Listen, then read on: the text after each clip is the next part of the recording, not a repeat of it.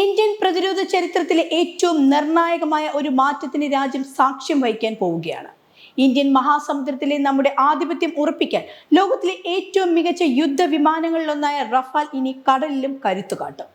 Indian നാവികസേനയുടെ വിമാനവാഹിനി കപ്പലുകളിലേക്ക് Rafale M എത്തുന്നതോടെ ശത്രുക്കളുടെ ഉറക്കം കെടുമെന്ന കാര്യത്തിൽ സംശയമില്ല. എന്താണ് ഈ വിമാനത്തിന്റെ പ്രത്യേകതകൾ? എപ്പോഴാണ് ഇവ ഇന്ത്യയിലെത്തുക?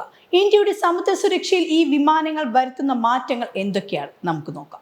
ഇന്ത്യൻ വ്യോമസേന ഇപ്പോൾ തന്നെ റഫാൽ വിമാനങ്ങൾ ഉപയോഗിക്കുന്നുണ്ട്. എന്നാൽ നാവികസേനയ്ക്ക് വേണ്ടത് കടലിലെ വിമാനവാഹിനി കപ്പലുകളിൽ നിന്ന് പറന്നുയരാനും അവിടെ തന്നെ ലാൻഡ് ചെയ്യാനും കഴിയുന്ന വിമാനങ്ങളാണ്. ഇതിന് ഫ്രഞ്ച് കമ്പനിയായ ഡസോൾട്ട് ഏവിയേഷൻ പ്രത്യേകം രൂപകൽപ്പന ചെയ്തതാണ് റഫാൽ മെറൈൻ അഥവാ റഫാൽ എം. ഇന്ത്യൻ നാവികസേനയുടെ കരുത്തായി മാറാൻ പോകുന്ന റഫാൽ എം വിമാനങ്ങൾ സമുദ്രത്തിലെ വെല്ലുവിളികൾ നേരിടാൻ സജ്ജമായ രീതിയിലാണ് രൂപകൽപ്പന ചെയ്തിരിക്കുന്നത്. വിമാനവാഹിനി കപ്പലുകളിലെ ചെറിയ റൺവേകളിൽ സുരക്ഷിതമായി ലാൻഡ് ചെയ്യാൻ സഹായിക്കുന്ന അതീവ ശക്തമായ ലാൻഡിംഗ് ഗിയറുകളും വേഗത പെട്ടെന്ന് കുറയ്ക്കാൻ സഹായിക്കുന്ന അറസ്റ്റർ ഹുക്കും ഇതിന്റെ പ്രധാന പ്രത്യേകതകളാണ്.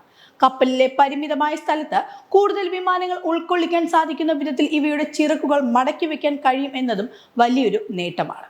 കൂടാതെ കടലിലെ ഈർപ്പമുള്ള ഉപ്പുകാറ്റിൽ നിന്ന് വിമാനത്തെ സംരക്ഷിക്കാനും തുരുമ്പ് പിടിക്കാതിരിക്കാനും പ്രത്യേക തരം ലോഹങ്ങൾ കൊണ്ടാണ് ഇതിന്റെ നിർമ്മാണം. ആധുനിക ആയുധങ്ങളും അത്യാധുനിക സാങ്കേതിക വിദ്യയും ഒത്തുചേരുന്ന റഫാൽ എം ഇന്ത്യൻ മഹാസമുദ്രത്തിലെ സുരക്ഷാ മുൻതൂക്കം വർദ്ധിപ്പിക്കാൻ സഹായിക്കും. 2025 ഏപ്രിലാണ് 26 റഫാൽ എം വിമാനങ്ങൾക്കായി ഇന്ത്യ ഫ്രാൻസുമായി കരാർ ഒപ്പിട്ടത്.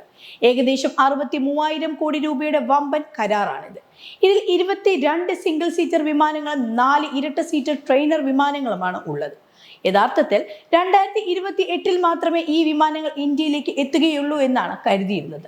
എന്നാൽ ഏറ്റവും പുതിയ റിപ്പോർട്ടുകൾ പ്രകാരം 2026 ഓഗസ്റ്റ് അല്ലെങ്കിൽ സെപ്റ്റംബർ മാസത്തോടു കൂടി തന്നെ ആദ്യത്തെ വിമാനങ്ങൾ ഇന്ത്യയിലെത്തും.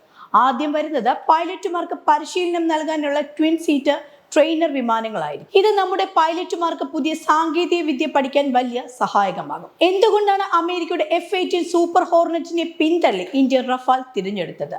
ഇന്ത്യൻ വ്യോമസേന ഇപ്പോൾ തന്നെ റഫാൽ ഉപയോഗിക്കുന്നത് കൊണ്ട് ഇതിന്റെ അറ്റകുറ്റപ്പണികൾക്കും സ്പെയർ പാർട്സിനും വലിയ ബുദ്ധിമുട്ടുണ്ടാകില്ല. മീറ്റൂർ മിസൈലുകൾ, സ്കാൽപ്പ് മിസൈലുകൾ എന്നിവ ഇതിനെ അതിമാരകമാക്കുന്നു. നമ്മുടെ സ്വന്തം അസ്ത്ര മിസൈലുകൾ റഫാലിൽ ഘടിപ്പിക്കാൻ ഫ്രാൻസ് സമ്മതിച്ചിട്ടുണ്ട്. ഇത് മേക്ക് ഇൻ ഇന്ത്യ പദ്ധതിക്ക് കരുത്തേകും. നിലവിൽ നമ്മൾ ഉപയോഗിക്കുന്ന റഷ്യൻ MiG-29K വിമാനങ്ങൾ കാലപ്പഴക്കം ചെന്നതാണ്. അവയ്ക്ക് പകരക്കാരനായി റഫാൽ എത്തുന്നതോടെ ഇന്ത്യൻ മഹാസമുദ്രത്തിൽ നമുക്ക് മേധാവിത്വം ലഭിക്കും. നമ്മുടെ തദ്ദേശീയ വിമാനവാഹിനി കപ്പലായ INS വിക്രാന്തിൽ നിന്നായിരിക്കും റഫാൽ എം പ്രധാനമായും പ്രവർത്തിക്കുക. കപ്പലിലെ സ്കൈ ജംപ് ഉപയോഗിച്ച് പറന്നുയരാൻ റഫാലിന് പ്രത്യേക കഴിവുണ്ട്. ഗോവയിലെ INS ഹൻസയിൽ വെച്ച് നടന്ന പരീക്ഷണങ്ങളിൽ റഫാൽ ഇത് തെളിയിച്ചതാണ്. ചൈനയുടെ ഇന്ത്യൻ മഹാസമുദ്രത്തിലെ കടന്നുകയറ്റത്തിന് ഇതൊരു ശക്തമായ മറുപടിയായിരിക്കും എന്നതിൽ സംശയമില്ല. ചുരുക്കത്തിൽ റഫാൽ എം വിമാനങ്ങളുടെ വരവോടെ ഇന്ത്യൻ നാവികസേനയുടെ കരുത്ത് ലോകോത്തര നിലവാരത്തിലേക്ക് ഉയരുകയാണ്. 2026 പൈലറ്റുമാരുടെ പരിശീലനം ആരംഭിക്കുന്നതോടെ നമ്മുടെ പ്രതിരോധ മേഖലയിൽ ഒരു പുതിയ അധ്യായം കുറിക്കപ്പെടും. 2028 മുഴുവൻ വിമാനങ്ങളും സജ്ജമാകുന്നതോടെ ഇന്ത്യൻ മഹാസമുദ്രത്തിലെ നമ്മുടെ തീരങ്ങൾ കൂടുതൽ സുരക്ഷിതമാകും. ശത്രുക്കളുടെ ഏതു വെല്ലുവിളിയെയും നേരിടാൻ ഇന്ത്യ ഇനി സജ്ജമാണ്.